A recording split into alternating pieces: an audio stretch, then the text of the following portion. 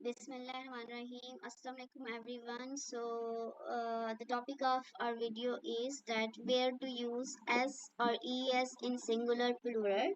Okay, this topic is made for the kids, made for the junior section because like I myself is a teacher and my students always get confused in this topic that ma'am where we have to use S or ES and tell us about singular or plural. They always get confused, so that's why I have made this video not only for them but for a lot of kids around the world. Okay, I have made this video very easily और ये जो topic है ये मैंने अपनी तरफ से एक अच्छे वे में समझाने की कोशिश करूंगी कि बच्चों को आराम से समझ आ जाए और वो दोबारा कंफ्यूज ना हो। ठीक है, क्योंकि टेंसेस में छोटे बच्चों को हमेशा यही इशू होता है कि वो कंफ्यूज हो जाते हैं कि एस कहाँ लगाना है, ई एस कहाँ लगाना है, और जहाँ लगाना होता है तो वहाँ वो नहीं लगाते और जहाँ इसका यूज़ नहीं करना होता तो वहाँ उसका यूज़ करके पूरी जो उनकी क्या कहते हैं सेंटेंस स्ट्रक्चर होता है उसको ख़राब कर देते हैं और इसी वजह से वो अपने मार्क्स लूज कर जाते हैं। तो ये वीडियो स्पेशली उन बच्चों के लिए बनाई गई है ताकि उनकी कंफ्यूजन जो है वो क्लियर हो सके। Okay, so let's get started. Okay, concept of S or ES, like where to use S or ES and where to not। ठीक है, कि हमने S और ES कहाँ यूज करना है और कहाँ नहीं करना, ये मैंने आगे इजी वर्डिंग में और एक दो एग्जांपल्स में लिखा है ताकि बच्चों को आसानी से समझ आ सके। Okay, with singular we have to use S or ES and with plural we don't use S or ES। Okay, तीन चीजें बेसिकली आप तीन स्टेप से आप सीखेंगे कि एस और ईएस का क्या यूज होता है। ठीक है, फर्स्ट स्टेप आपको जो याद करना है, first step for your memorisation is कि हमने सिंगुलर के साथ एस और ईएस का यूज करना है और प्लूरल के साथ हम एस और ई एस यूज नहीं करते। ठीक है, got it. First point is clear कि हम सिंगुलर के साथ एस और ई एस यूज करते हैं और प्लूरल के साथ नहीं करते। ठीक है, अब जो हमारा सेकंड स्टेप है वो ये है कि सिंगुलर और प्लूरल को कैसे आइडेंटिफाई कर सकते हैं, सिंगुलर कौन से सब्जेक्ट्स होते हैं और प्लूरल कौन से सब्जेक्ट होते हैं। तो ये आपके लिए मैंने अलग से लिख दिया है। सिंगुलर में हमारे पास आ जाता है ही, शी एंड इट, और प्लूरल में हमारे पास आ जाता है आई, वी, यू, दे। ठीक है, जैसे प्लूरल में वी से भी आपको पता लगता है, वी का मतलब होता है हम, दे का मतलब होता है वो ज्यादा लोग, और आई और यू को भी हम प्लूरल में कंसिडर करते हैं। और ही, शी, इट में आपको पता है एक इंसान के बारे में बात हो रही होती है। ठीक है, पहली चीज कि हम लोग सिंगुलर के साथ एस और ई एस यूज करते हैं और प्लूरल के साथ नहीं करते।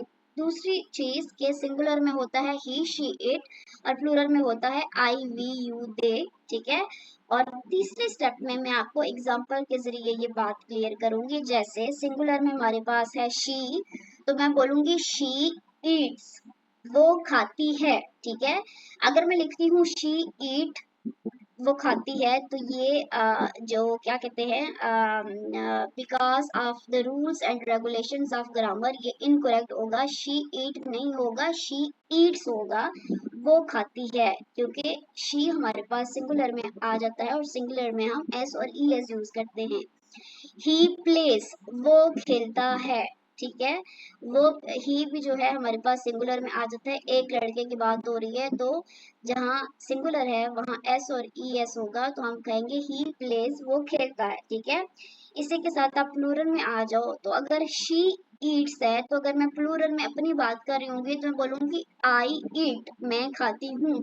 मैं ये नहीं कहूंगी I eats, I eats is wrong, the correct is I eat, मैं खाती हूँ। लेकिन अगर मैं उसकी बात करूंगी कि वो खाती है, अब वो मेरे लिए सेकंड पर्सन है। ठीक है, मेरे लिए फर्स्ट पर्सन मैं हूँ जो अपनी बात कर रही हूँ, तो मैं बोलूंगी आई ईट, मैं खाती हूँ, देन शी ईट्स, वो खाती है। ठीक है, ओके, ही प्लेज, वो खेलता है, लेकिन प्लूरल में हम एस और ई एस यूज नहीं करते, तो मैं बोलूंगी यस वी प्ले।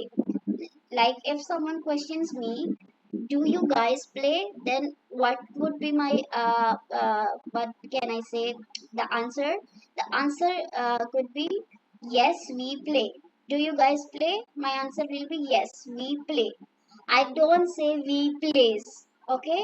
बस आपने क्या करना है बच्चों कि आपने रूल्स को याद करना है। पहला रूल ये है कि सिंगुलर के साथ हम एस और एस यूज करेंगे, प्लूरल के साथ नहीं।